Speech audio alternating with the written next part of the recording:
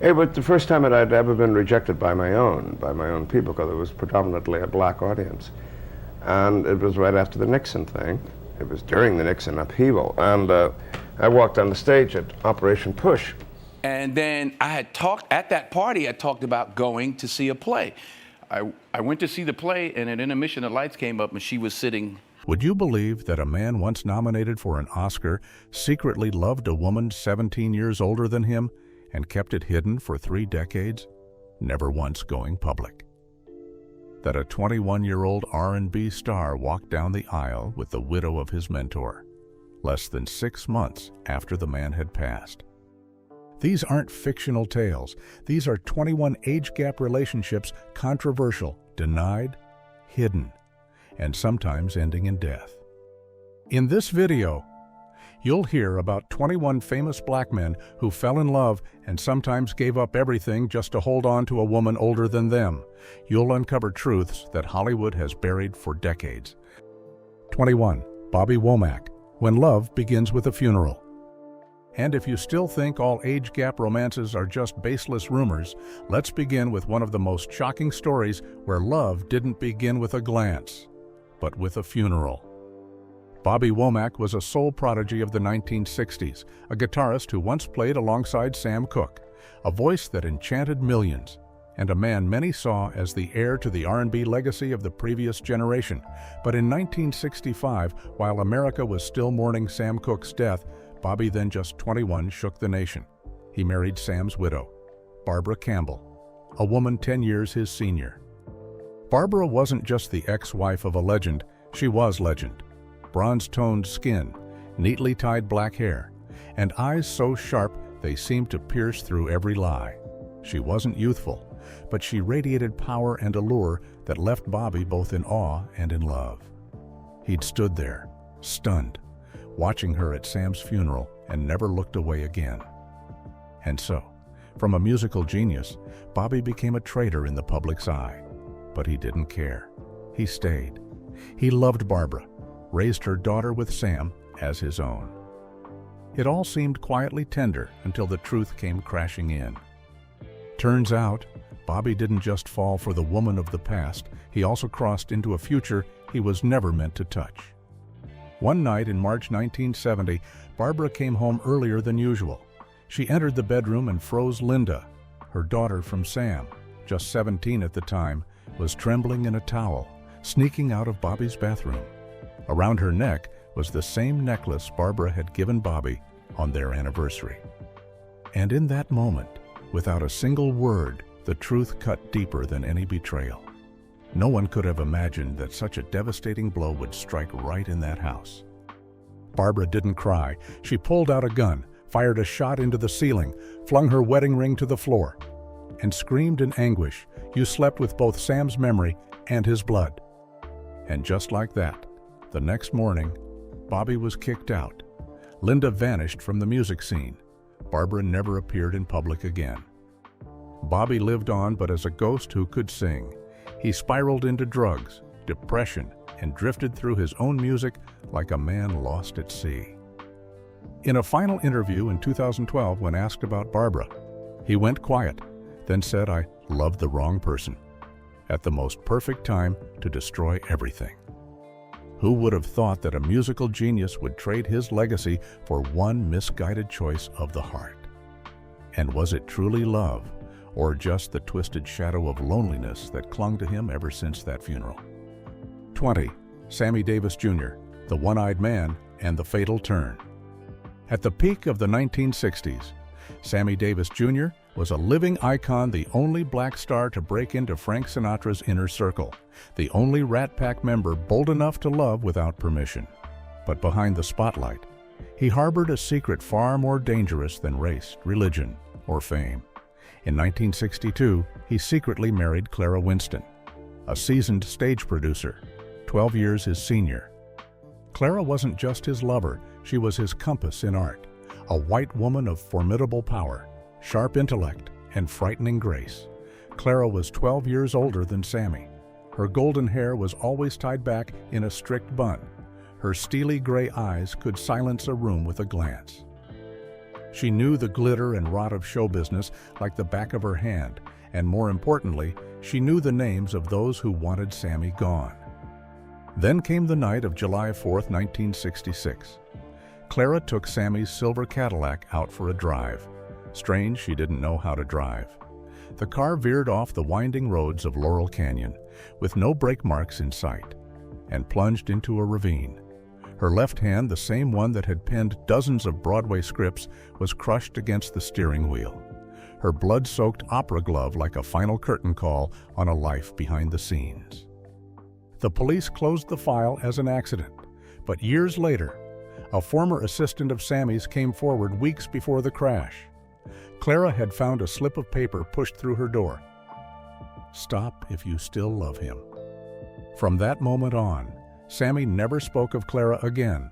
Who could have imagined the only woman who truly loved him disappeared like a rewritten character in a half-finished play, and Hollywood, the land of perfect endings, crafted a death so perfect it reeked of design. 19. Denzel Washington.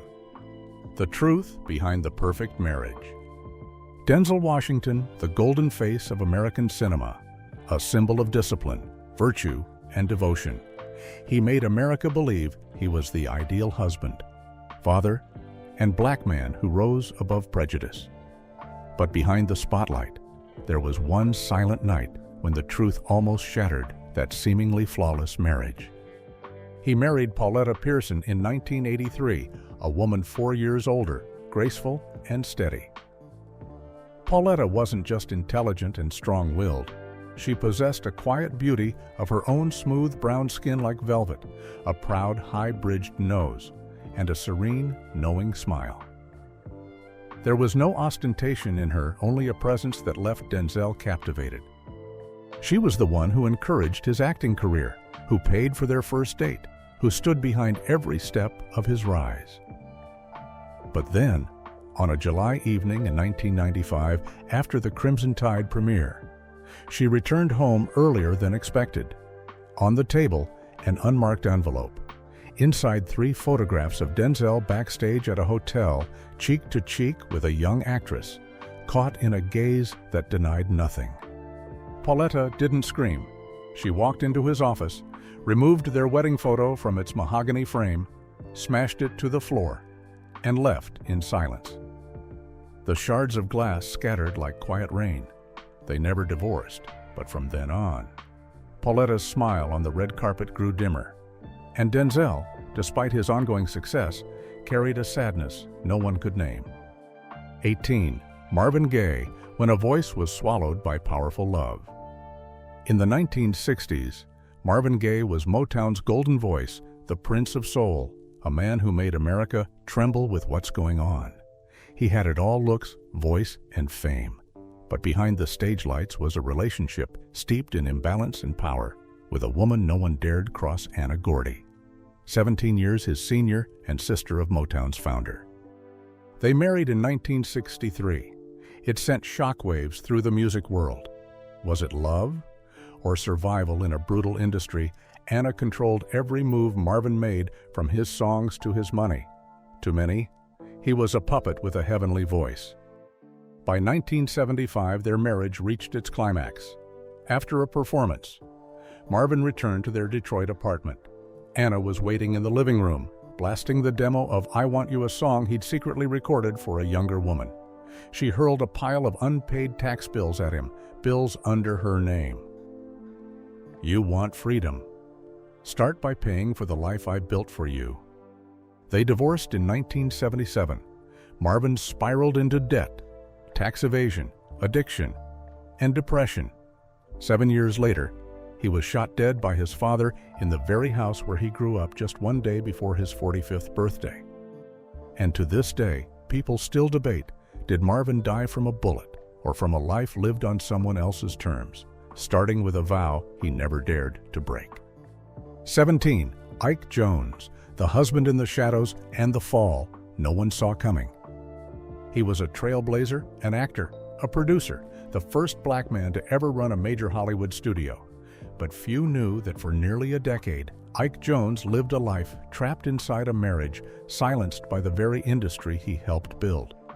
In 1961, he secretly wed Inger Stevens, a dazzling, icy screen goddess 5 years his senior and, most controversially, a white woman. That alone made their love unfit for the public eye. They lived two entirely separate lives. On television, Inger was the perfect blonde doll. At home, she'd lock the door, remove her jewels, and call him by a name only they knew. No wedding photos, no shared friends, just one tiny picture hidden in a music box. Ike once said every night, Inger would sip red wine and stare at it in silence. Then came April 30th, 1970. Inger was found unconscious in her kitchen, but beside her lay a discarded wedding ring and a torn note that read, "You deserve to be seen, not erased." Ike wasn't allowed to claim her body. His name was omitted from the obituary. Only after the funeral did he break the silence. In front of flashing cameras du procureur, he said just 3 words. "She was mine." Hollywood reeled. Whispers spread. Was Inger's death really an accident, or had someone discovered the truth and erased it like a script error? Ike lived for over 4 more decades, quietly and never remarried. But in his home, the music box remained, and the photo of Inger smiling, with Ike behind her, hand never quite touching her shoulder, was still kept like a relic. 16. Sidney Poitier, the Lily, on the 17th floor.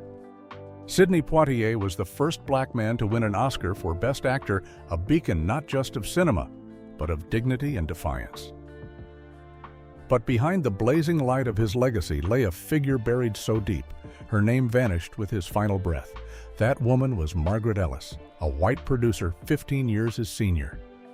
They met in 1965 amidst jazz music and champagne at a gala in New York. Margaret was 53, silver-haired, under chandeliers, her eyes sharp as a blade. Sidney was at his peak. No one expected love, but they fell. Quietly. No announcements, no titles. Only nights spent on the 17th floor of the Gramercy Park Hotel. That was where Margaret loved, lived, and taught Sidney how to survive a prejudiced Hollywood. Until the night of November 12, 1968. A loud crash woke the neighborhood. Margaret had fallen from the balcony, her dress torn, hands scraped, eyes still open. The police called it an accident, but the maid said that hours before, she had heard Margaret cry out, "I'm not a shadow. You can cut from your film just because my skin is white." The next day, Sidney vanished. He never spoke of her again. But every November 12th since, a bouquet of white lilies appeared on the 17th floor, no card, no name. Turns out, the man who once made the world listen did whisper her name after all. 15. James Brown. The man who screamed on stage and whispered in guilt. Everyone remembers James Brown, the electric dancer, the howling voice, the fire no stage could contain through the 60s and 70s. But few knew he lived 2 lives, one in the spotlight and one behind the door of the 3rd floor at the Velvet nightclub. Beatrice Holt, owner of the club. 57, when she met James, had platinum curls, blood-red lipstick, and eyes that could silence a whole brass band. They never gave their bond a name. She was power in the shadows. And James. He came back to her every night, like gravity. Then came August 28, 1975. Beatrice died in the elevator on the 3rd floor. Cause of death, a free fall due to electrical failure, said the official report. But here's the thing. The 3rd floor had been locked for years, and the only thing left in the elevator, a gold horsehead earring of Beatrice's lodged in the steel wall like it had been fired from a gun. James never spoke of that night, but from 1976 on, he never returned to New Orleans. Never performed Try Me Again, the song Beatrice used to whisper to him before every show. And in 2006, James died in a hospital bed after years of paranoia and loneliness. He'd often scream in the night. The 3rd floor wasn't broken. Someone did that to her. So, who cut that elevator cable? And why did James Brown, the madman of funk, take that secret to the grave? 14. Quincy Jones, the love song buried with a secret. In 1960, Quincy Jones stood at the edge of greatness. At just 27, he was already conducting orchestras across Europe, leaving his mark in Paris with the daring fire of a man born to rewrite music history. And then, at a small symposium in Lyon, he met Lorraine Grant, a French music critic, 8 years his senior, famed for her razor-sharp reviews, tightly pinned black hair, and eyes that could strip a composition bare. Their love bloomed in silence. Lorraine guided Quincy into deeper thought, lifting him beyond being just a brilliant arranger to becoming a storyteller through sound. But they both knew if made public, Quincy's American career would collapse under the weight of scandal. So, on the night of December 18, 1960, in a tiny church in Lyon, they wed in secret. No blessings, no guests, just soft piano drifting through candles and snow. By 1965, as Quincy prepared to leave Europe and step into the limelight of Hollywood, Lorraine suddenly vanished. On March 22, 1965, she boarded a night train from Amsterdam to Paris to see him one last time before his flight to the U.S. But she never arrived. 3 days later, her body was found drifting in the Seine River, nearly 4 kilometers from Gare du Nord. Her wrists bore strange pressure marks, and her eyes were still open, frozen in confusion. Back in her hotel room, her suitcase remained untouched. On the record player, a white label vinyl, Quincy's latest unreleased track spun slowly, but no sound came from it. And just like that, the final melody was never heard, just like the love that fell, quietly, into forever. 13. Bill Cosby, the vanished woman. Before America crowned him America's dad, Bill Cosby was a nameless comic, just another face in the crowd. And then he met Dorothy Wells, the first black female producer at WNBC, 14 years his senior, with glassy eyes and a smile that only showed when something truly impressed her. In 1971, she gave him his first shot on air and was stunned when he captivated the audience with a single line. They fell in love in secret, not out of fear of the press, but because Cosby believed a black man can't afford to look vulnerable in public. Dorothy accepted that. She stepped back, wrote scripts, and produced the early segments of The Cosby Show. But in 1978, when Cosby signed a long-term deal with NBC, Dorothy was suddenly removed from the team. No explanation. No goodbye. 3 weeks later, on June 5, 1978, Dorothy was found dead in her Manhattan apartment. The door was unlocked. No signs of struggle, just a VHS tape playing the pilot episode of The Cosby Show on loop and a torn contract left on the table. From that moment on, Cosby acted as if she had never existed. In 2018, as waves of assault allegations surfaced, someone whispered Dorothy Wells knew, way back in '78. But by then, she had already been erased from the story. 12. Richard Pryor, when laughter couldn't save a misfired heart. Richard Pryor was the great rebel of American comedy, a firebrand who sent the nation into hysterics with razor-sharp satire and a no-holds-barred stage presence. But behind the spotlight and the laughter was a chapter few ever knew, a deep, formative love with a woman 9 years his senior, Vivian Ross, a revered stage director from New York. They met in 1967 when Richard was still a street comic and Vivian was already a respected figure in theater circles. By February 1968, they married in secret with only 3 witnesses present. Vivian was more than a lover, she was the architect of his edge, his political bite, his emotional depth. But as Pryor rose to fame, rumors swirled. Whispers claimed Vivian pulled the strings, that he was merely a puppet shaped by an older lover. Richard said nothing. He didn't deny it. He didn't confirm it. He just kept performing, night after night. On April 14, 1972, just hours after a sold-out show in Chicago, Vivian collapsed backstage and never woke up. Cause of death, acute heart failure. That night marked a shift. Pryor began his descent into drugs and shadows, losing himself in the chaos. Until the very end, He never spoke her name in public, but tucked in his breast pocket at every performance was a silk handkerchief embroidered with the initials VR, a quiet tribute to a love no one understood, but one that burned through the soul of a genius. 11. Harry Belafonte, the woman who silenced him for life. In 1957, as Day-O catapulted Harry Belafonte to global stardom and made him a face of the civil rights movement. He met Esther Coleman during a stage script reading in Manhattan. Esther, a Jewish woman 20 years his senior, had once been flagged by the FBI for her radical views. Her steel gray eyes, tightly pinned platinum hair, and low, cold voice made her presence unforgettable. Their love lived in whispers, midnight meetings, handwritten letters slipped into coat pockets. In 1962, they traveled together to Havana for a secret arts summit on anti-racism, the only time Belafonte ever left the U.S. without his assistant. Their love survived in the shadows, under the weight of politics and racial lines.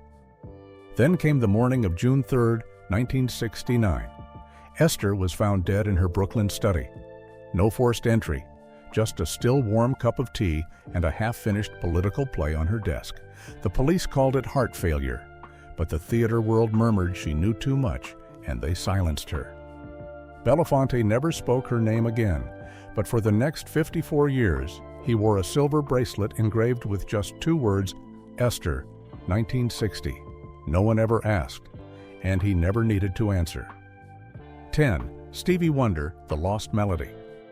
In 1972, at just 22 years old, Stevie Wonder was hailed as the new soul of Motown.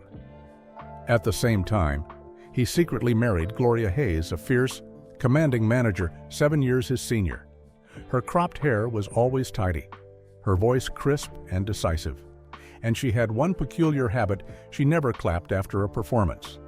Gloria wasn't a woman men fell for because of her looks, but because of the power she exuded. Stevie once said, "She's the only person I fear and trust completely." No one knew about the marriage, and it lasted only 3 years. On February 3, 1976, while Stevie was in Los Angeles preparing to record songs in the key of life, Gloria was found dead in her New York apartment. No signs of forced entry, no suicide note, just a fallen tape recorder, its reel still turning, silently. Afterward, Stevie refused interviews for 6 months.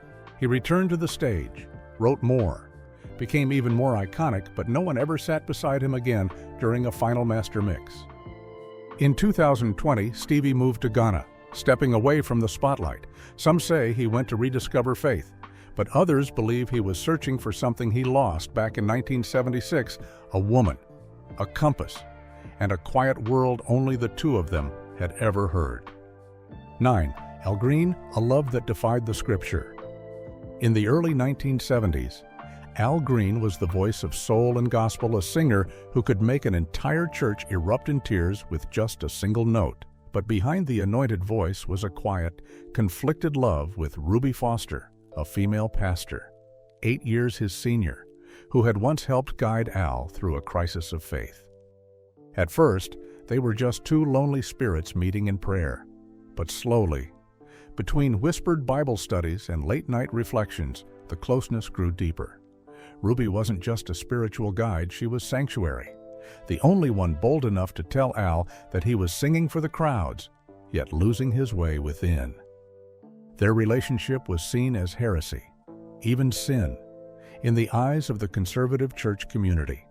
And then, one October night in 1978, Ruby was found unconscious in her prayer room. No signs of struggle, only a handwritten note beside her body that read, "You were chosen, but not to love me." After her death, Al withdrew from music for years, and every time he returned to the pulpit, he bowed his head a little longer as if searching for a faith that had quietly broken. 8. Eddie Murphy, The Terrifying Silence Behind the Laughter. In his early 20s, as Eddie Murphy was lighting up America with Saturday Night Live, no one suspected he was quietly entangled with Beatrice Lane, a veteran NBC producer, 8 years his senior. Beatrice wasn't the warm, approachable type.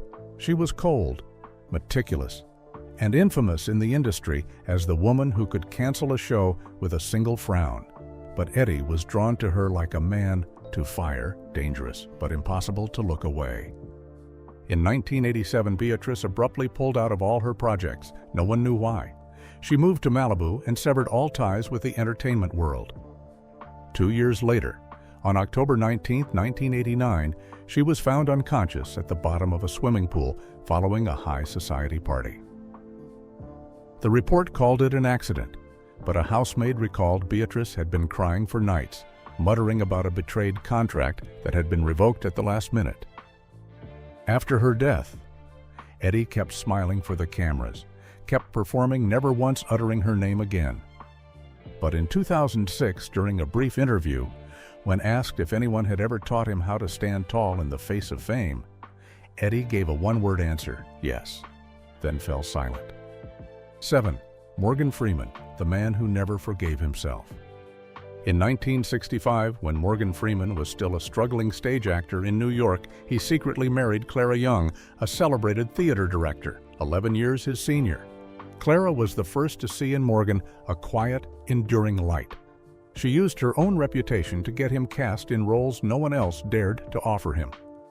Rumors swirled that she was pulling strings for him, but few knew the truth. Morgan once turned down 2 major roles simply because Clara had been excluded from the directing team. Their love was loyal, but it didn't last. On July 12, 1970, Clara was found unconscious in her bathroom, next to a wine glass laced with sleeping pills and a torn photograph, ripped clean in half. She didn't survive. Morgan never explained what happened that night. For over 50 years, he avoided every question tied to her name. But then, in 2008, when he became embroiled in the scandal involving his adopted granddaughter, the press unearthed old files, including an unsigned suicide note found in Clara's apartment. Its contents were never made public, but ever since, Morgan Freeman has never used the word family in any interview again. 6. O.J. Simpson.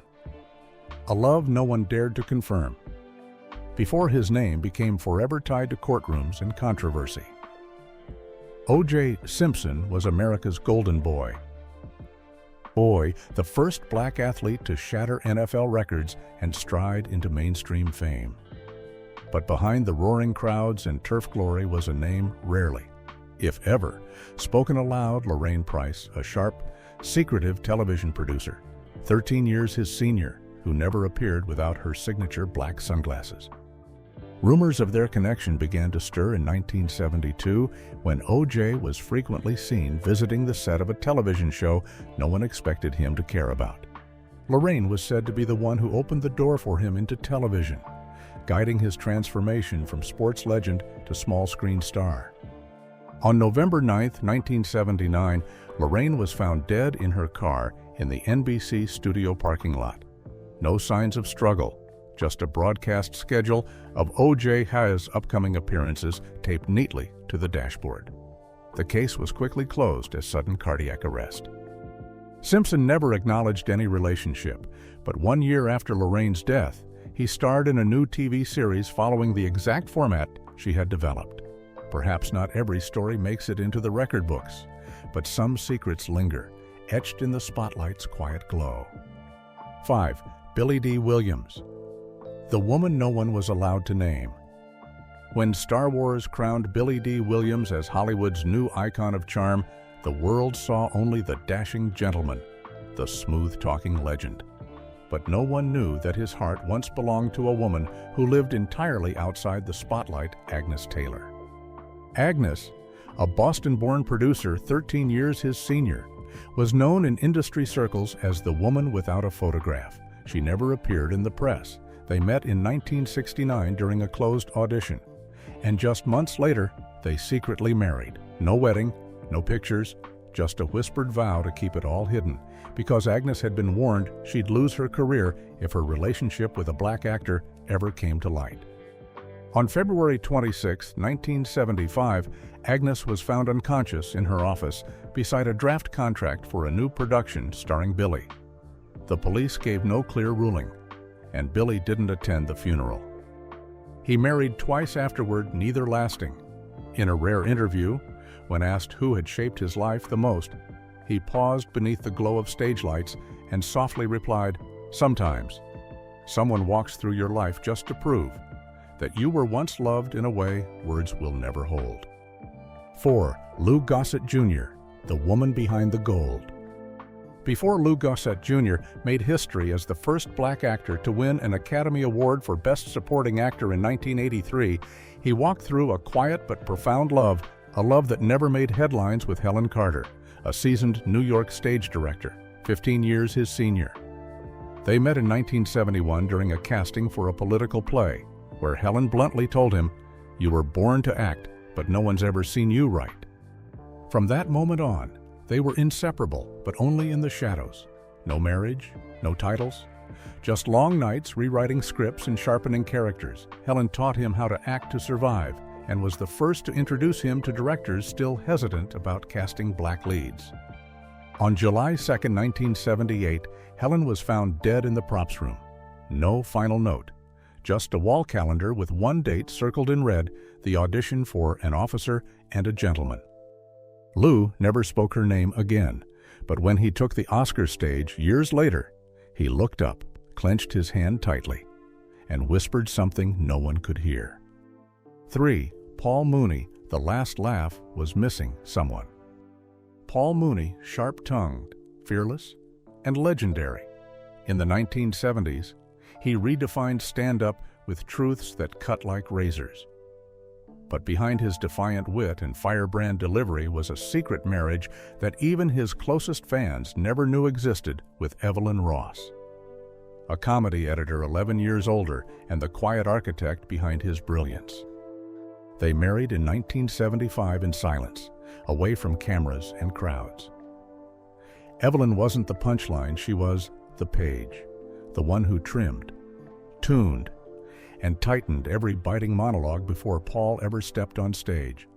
Industry whispers claim she once cut a joke aimed at a powerful white politician, trading controversy for the deal that landed Paul his first solo TV show. On June 18, 1980, Evelyn was found unconscious in the editing room. Her hand still clutched a script. Scribbled across the top margin was her final message: "If they laugh and don't understand, then it's your failure, not mine." There was no autopsy report, no arrests. Paul said nothing, but from that year on, he stopped appearing on major network shows. And whenever he did perform, he never looked into the camera for more than 3 seconds. The man who once made America laugh never laughed the same again. 2. Red Foxx, the lighter that held a tragedy. Red Foxx raw, relentless, and a comedy legend. His jokes hit hard, his presence even harder. But behind the smoke and swagger was a relationship spoken of only in whispers with Marjorie Lane, the owner of a famed Los Angeles comedy club, 6 years his senior. In 1964, Red became a regular on her stage. People said she didn't just give him a spotlight, she gave him a home, a sanctuary, and a shield from a world not ready for his truth. They never went public. But those close to Red recall one thing: he always carried a silver lighter engraved with the letters ML. On November 2, 1968, Marjorie was found dead in her office. The door was locked from the inside, the desk a mess of scattered papers and undone plans. After that, Red disappeared from every comedy club for 3 years. He never spoke her name again, but in every role he played after, no matter how loud the laughter, his eyes carried a grief that had no punchline. 1. Don Cornelius, a love that never made it to air. Don Cornelius was the quiet force behind the rise of black culture on American television. But throughout his life, there was one woman who stood just beyond the spotlight, never in front of it: Celeste Vaughn, a veteran producer, 16 years his senior. Celeste was no household name, but anyone in the industry knew the woman with the salt and pepper bun, the gravelly voice, and the eyes that never left the signal monitor. In 1969, she met Don during a chaotic casting call, and it was she who cleared the floor to shoot a radical idea, a music show for black artists only. They worked together day and night. Somewhere along the way, their names fused like rhythm to a closing theme. On March 11, 1975, Celeste was found dead in the editing suite. Her coffee was still warm. The Soul Train reel for the next episode sat in the machine, unplayed. Don said nothing, and in all the years after, he never changed the show's closing track. It was the last one she'd edited by hand. In 2012, Don passed away. Beside him was a faded photo Celeste, standing behind him, her hand resting lightly on his shoulder, a touch that never left the frame of memory. And so, we've just walked through 21 haunting stories of love that dared not speak, of age gaps, power imbalances, and secrets never meant to surface. From the spotlight to the shadows, these men helped shape Hollywood, R&B, sports, and American television, but carried with them the weight of hidden love and unspeakable loneliness. What did you feel reading these stories? Were they acts of courage or quiet desperation? Love or solitude? With another name, drop a comment below. Tell us which story lingered with you the most. And if you believe that behind every icon is a truth left untold, don't forget to like, subscribe, and hit that bell icon so you never miss the next story that history tried to bury.